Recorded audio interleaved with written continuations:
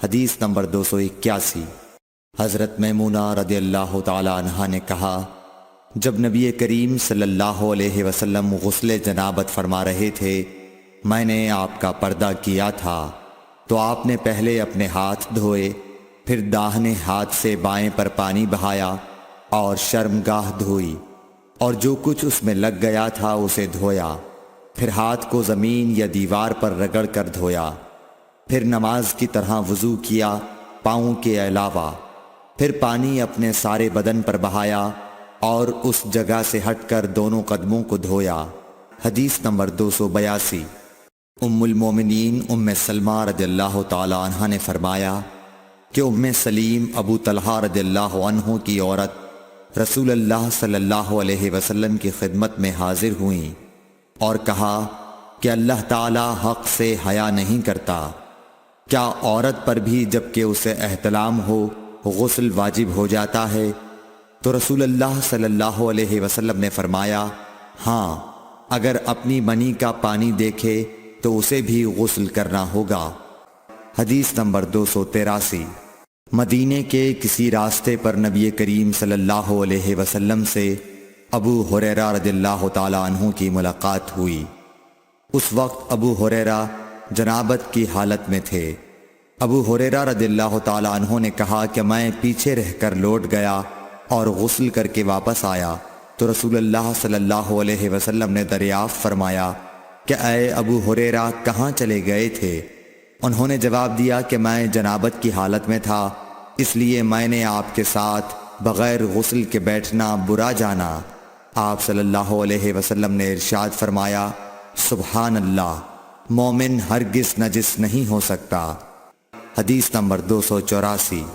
نبی صلی اللہ علیہ وسلم اپنی تمام ازواج کے پاس ایک ہی رات میں تشریف لے گئے۔ اس وقت آپ کے ازواج میں 9 بیویاں تھیں۔ حدیث نمبر 285۔ ابو ہریرہ رضی اللہ تعالی عنہ نے کہا کہ میری ملاقات رسول اللہ صلی اللہ علیہ وسلم سے ہوئی۔ اس وقت میں جنبی تھا، آپ نے میرا ہاتھ پکڑ لیا اور میں آپ کے ساتھ چلنے لگا۔ آخر آپ ایک جگہ بیٹھ گئے اور میں آہستہ سے اپنے گھر آیا اور غسل کر کے حاضر خدمت ہوا۔ آپ ابھی بیٹھے ہوئے تھے۔ آپ نے دریافت فرمایا، اے ابو ہریرہ کہاں چلے گئے تھے؟ میں نے واقعہ بیان کیا تو آپ صلی اللہ علیہ وسلم نے فرمایا، سبحان اللہ، مومن تو نجس نہیں ہوتا۔ حدیث نمبر 286۔ ہم سے ابو نعیم نے بیان کیا، کہا ہم سے حشام اور شیبان نے، وہ یحییٰ سے، وہ ابو سلمہ سے، کہا میں نے عائشہ رضی اللہ تعالی عنہا سے پوچھا کہ کیا نبی کریم صلی اللہ علیہ وسلم جنابت کی حالت میں گھر میں سوتے تھے؟ کہا ہاں، لیکن وضو کر لیتے تھے۔ حدیث نمبر 287۔ عمر بن خطاب رضی اللہ تعالی عنہ نے رسول اللہ صلی اللہ علیہ وسلم سے پوچھا کہ کیا ہم میں سے کوئی جنابت کی حالت میں سو سکتا ہے؟ فرمایا ہاں، وضو کر کے جنابت کی حالت میں بھی سو سکتے ہو۔ حدیث نمبر 288۔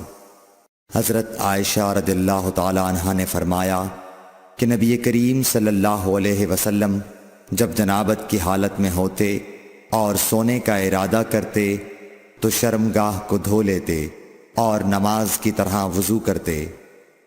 حدیث نمبر 289۔ حضرت عمر رضی اللہ تعالی عنہ نے نبی کریم صلی اللہ علیہ وسلم سے دریافت کیا کہ کیا ہم جنابت کی حالت میں سو سکتے ہیں؟ آپ نے فرمایا ہاں، لیکن وضو کر کے۔ حدیث نمبر 290۔ حضرت عمر رضی اللہ تعالی عنہ نے رسول اللہ صلی اللہ علیہ وسلم سے عرض کی کہ رات میں انہیں غسل کی ضرورت ہو جایا کرتی ہے۔ رسول اللہ صلی اللہ علیہ وسلم نے فرمایا کہ وضو کر لیا کر اور شرمگاہ کو دھو کر سو جا۔